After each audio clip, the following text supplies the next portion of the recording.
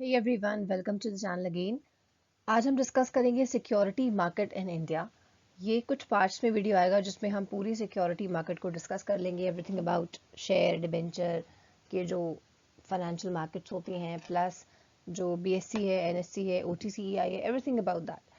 तो क्योंकि बहुत हॉट टॉपिक है और आजकल बहुत ट्रेंडिंग चल रहा है आपका सिक्योरिटी, बिटकॉइन, ये सारी चीज़ें, तो इसलिए ये टॉपिक हमने पिक किया है कि अब हम इसके ऊपर कुछ डिटेल लेक्चर्स बनाएंगे। और एक बुक जो हम यहाँ पर रेफर करने वाले हैं वो है रमेश सिंह इंडियन इकोनॉमी। आपने नाम तो सुना होगा, बहुत अच्छी बुक है for Indian economy and macro economics के लिए। तो इस बुक को हम रेफर करेंगे और सिंपलीफाइड फॉर्म में एक्सप्लेन करेंगे about the security market. So let's start the video and let's move on to the very first topic. The very first term of discussion is stock exchange. The meaning of stock exchange लिखा हुआ है सबसे पहले, a physically existing institutionalized setup. मतलब एक physical existing है, मतलब एक बिल्डिंग है जहां पर आपके इंस्ट्रूमेंट्स की, फाइनेंशियल इंस्ट्रूमेंट्स की ट्रेडिंग होती है, जैसे कि बाइंग एंड सेलिंग होती है। कौन से फाइनेंशियल इंस्ट्रूमेंट्स की? जैसे कि शेयर हो गया, डिबेंचर हो गया, बॉन्ड हो गया। ठीक। The meaning of share, debenture, bond, instruments of primary market, secondary market क्या होती है आपका, ये सारी की सारी चीजें के, इन सारे इंपॉर्टेंट टॉपिक्स के जो लिंक्स हैं वो डिस्क्रिप्शन बॉक्स में गिवन है। तो एक बार वहां जाकर अगर आप देख लेंगे तो आपको और बेटर तरीके से समझ में आएगा। तो फिजिकल एग्जिस्टिंग मतलब कि ऐसा नहीं है कि हम इसकी कोई कोई इसका ऑफिस नहीं है। स्टॉक एक्सचेंज अगर है तो इसकी फिजिकल बॉडी भी है, एक मार्केट है जहां पर वो आपको अवेलेबल हो जाएगा। बॉम्बे में वी आर हैविंग बीएससी, तो आप वहां पर जाकर आराम से देख सकते हैं कि एक फिजिकल बॉडी है और वहां पर हम काम कर सकते हैं। वो कहा जाता है जैसे मार्केट होती है कि मार्केट जाओ अपना सामान खरीद के ले आओ। In the same way physically भी यहाँ पर काम होता है और अब आप जाकर देख सकते हैं कि वहां पर भी इंस्ट्रूमेंट्स की ट्रेडिंग हो रखी है। फर्स्ट पॉइंट और the first feature is makes floor available. ये क्या करता है स्टॉक एक्सचेंज? हमें एक फ्लोर अवेलेबल कराता है, मतलब हमें एक प्लेटफॉर्म दिखाता है कि हाँ ठीक है, अगर आपको कुछ खरीदना है, अगर आपको कुछ बेचना है तो आपको यहाँ पर यू विल बी गेटिंग। अगर आप खरीदना चाह रहे हैं तो आपको बहुत सारे लोग ऐसे मिलेंगे जो बेचना चाह रहे हैं। अगर आप कुछ बेचना चाह रहे हैं तो आपको ऐसे बहुत सारे लोग मिलेंगे जो कुछ खरीदना चाह रहे हैं। तो ये एक कॉमन प्लेटफॉर्म है जहां पर हम मिल सकते हैं, अगर हम जो भी करने की किस भी पर्पज से हम गए हैं वहां पे, लाइक अगर हम खरीदने गए हैं तो हमको सेलर्स वहां पर मिल जाएंगे। All right. एक और बात, liquidity comes to the stock, और मतलब हम शेयर अगर खरीद रहे हैं, बेच रहे हैं, अगर बेच रहे हैं तो बेचने के बाद हमें पैसे मिल जाते हैं, तो मतलब लिक्विडिटी भी कन्वर्जन है। Second point, makes available the price of trading as an important piece of information. इस पॉइंट का मतलब ये है कि अगर हमको एक प्लेटफॉर्म दिया गया, हाँ ठीक है, यहाँ आपको मिल जाएंगे अपने इंसान जो आपसे जिनकी ट्रेडिंग हो सकती है। अपार्ट फ्रॉम दैट प्राइसेस की भी इंफॉर्मेशन मिलती है कि as per the forces of demand and supply, कैसे किसी भी कंपनी का शेयर प्राइस ऊपर जा रहा है या फिर वो नीचे आ रहा है। तो everything is given in the stock exchange और इन्फॉर्मेशन भी आपको प्रोवाइड कराते हैं। Third one is passes updated information to the enlisted companies about present stock holders. जो एनलिस्टेड कंपनीज हैं उनके लिए भी एक बहुत अच्छा प्लेटफॉर्म है कि उनको इन्फॉर्मेशन मिलती है कि क्या क्या हो सकता है, हम कौन कौन से स्टॉक्स में पैसे लगा सकते हैं या पैसों के लिए कौन कौन से स्टॉक्स इशू कर सकते हैं। बाय इशूइंग इट्स इंडेक्स, अपने इंडेक्स को इशू करने के बाद वो कौन सी फुलफिल करता है purpose? It fulfils the purpose of projecting the moods of the stock market. ठीक है, कि स्टॉक मार्केट की कंडीशन क्या है, whether it is a bearish phase और it is a bullish phase, या तो सब कुछ बहुत अच्छा है या सब कुछ बहुत खराब लग रहा है, मतलब मंदी की सिचुएशन आ रही है, रिसेशन की सिचुएशन आ रही है। तो ये सारी इंफॉर्मेशन भी हमको इसके इंडेक्स से पता चल जाती है। So this is the very first explanation about stock exchange की ये क्या होते हैं। Let's move on to the next. अब ये कुछ और इंपॉर्टेंट बातें हैं अबाउट स्टॉक एक्सचेंज, कुछ बहुत इंपॉर्टेंट फैक्ट्स हैं। World's first stock exchange was established in Antwerp, Belgium. तब ये नीदरलैंड्स का पार्ट था। इन 1631 दुनिया का सबसे पहला स्टॉक एक्सचेंज 1631 में बनाया गया था। उसके बाद आता है लंदन स्टॉक एक्सचेंज जो 1773 में आया था। उसके बाद आपका आता है फिलाडेल्फिया स्टॉक एक्सचेंज इन 1790। तो ये तीन है जो दुनिया के सबसे पुराने हैं। The first stock exchange of India is BSE, Bombay stock exchange, जिसको हम पहले क्या कहते थे? The native share and stock brokers association. और ये कब सेटअप किया गया था? इट वाज सेटअप इन 1870। तो इंडिया का सबसे बड़ा एंड सबसे पुराना is BSE। Third one is top 5 largest stock exchanges. दुनिया के सबसे बड़े स्टॉक एक्सचेंजेस हैं on the basis of market capitalisation, मतलब वो कितने पैसों से डील करते हैं, उनका कैपिटलाइजेशन कितना लार्ज है। First one is New York stock exchange, number 1 आता है।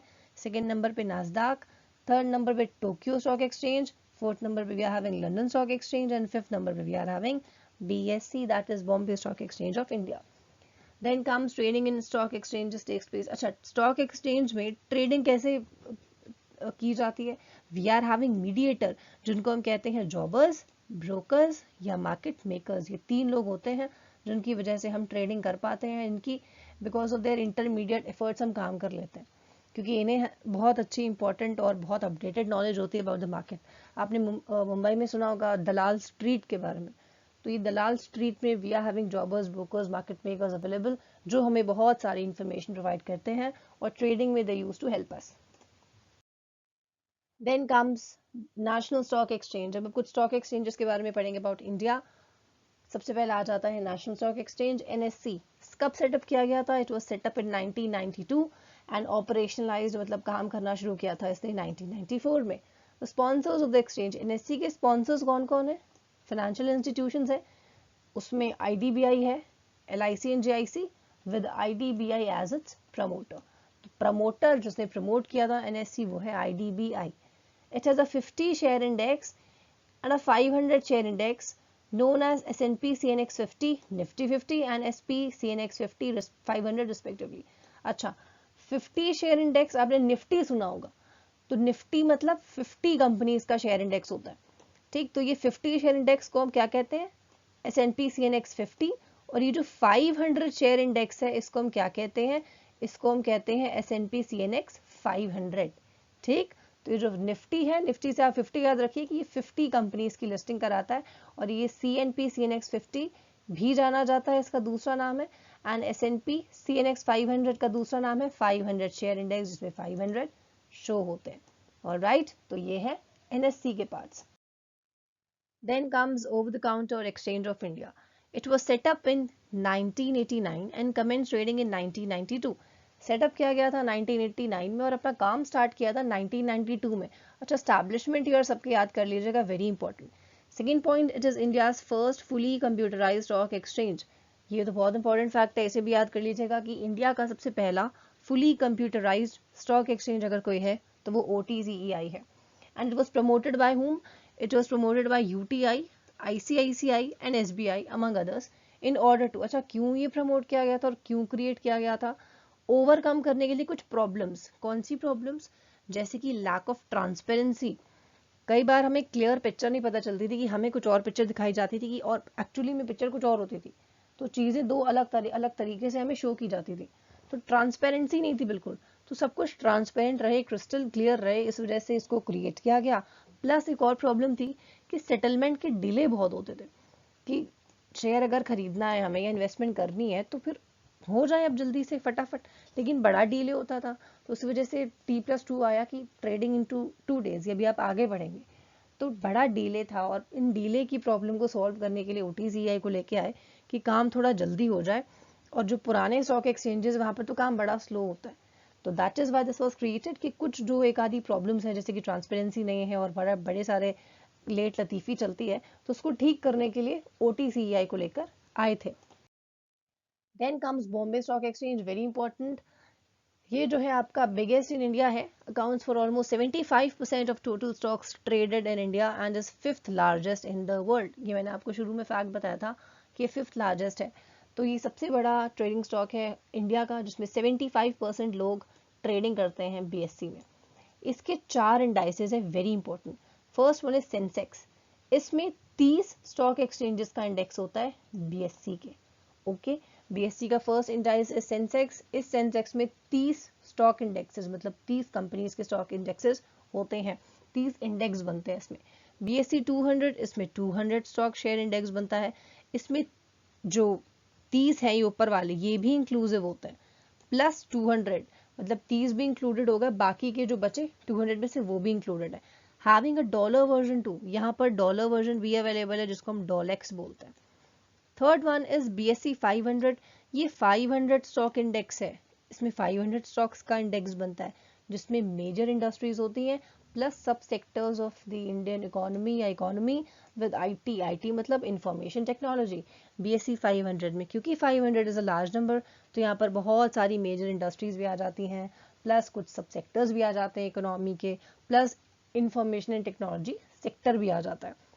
Fourth one is national index, इसमें 100 स्टॉक्स होते हैं। It is an index of 100 stocks being developed to give wide representation of the stock market। ये बहुत wide हमको, क्योंकि इसका नाम देखिए नेशनल, मतलब इसमें बहुत सारी कंपनीज आ जाएंगी, क्योंकि सेंसेक्स देखिए सिर्फ 30 कंपनी का होता है, ठीक है, यहाँ पर लिखा हुआ है सेंसेक्स इंक्लूड्स ओनली 30। और ये जो नेशनल है, ये इसका नाम ही नेशनल इस वजह से क्योंकि इसमें बहुत सारी कंपनीज आ जाती है और बहुत सारी कंपनीज को रिप्रेजेंटेशन मिल जाता है। However 30 stock of Sensex are included in national, लेकिन 100 में से 30 जो सेंसेक्स में है वो नेशनल इंडेक्स में भी आएंगे, ठीक है, मतलब 70 कुल मिला के बचे 100 में से। सेंसेक्स जो है वो BSE 200 में भी आएगा और सेंसेक्स की 30 कंपनियां जो है वो नेशनल इंडेक्स में भी आएंगी। Alright, so this is all about BSE कि BSE के 4 इंडाइसेस कौन कौन से हैं। वेरी इंपॉर्टेंट क्वेश्चन हो सकता है आपका। और एक और चीज कि BSE कब बना था, इसका एस्टैब्लिशमेंट ईयर वेरी इंपॉर्टेंट, और इसके बारे में कुछ फैक्ट्स की 5th लार्जेस्ट है और एशिया में सबसे बड़ा है और इंडिया में सबसे बड़ा, और कितना परसेंटेज अकाउंट करता है for the trading. So this is all about BSE। Let's move on to the next topic. Alright, so this is it for today. Thank you everyone for watching. I hope आपको ये security market का concept जो बहुत ही basic था समझ में आ गया होगा। In case of any doubts, in case of any query, in case of any suggestions, please use the comment box. आप उसमें अपने suggestions, अपना appreciation सब कुछ mention कर सकते हैं। If you really like the content, please like कर सकते हैं, share कर सकते हैं, subscribe कर सकते हैं चैनल को। If you are new, you can join me on Facebook. Economics Hub is the name of my page for all the links. You can join me on Telegram for all the PDFs, for all the notes. You can join me on Instagram. You can join me on Twitter. You can follow me on Twitter. All right. The link of all these social media apps is given in the description box. वहाँ पर जाकर देख सकते हैं। Apart from that, बहुत important videos भी description box में given है, तो वहाँ पर जाकर आप उन्हें भी देख सकते हैं for your better understanding. Alright, thank you again and may God bless you.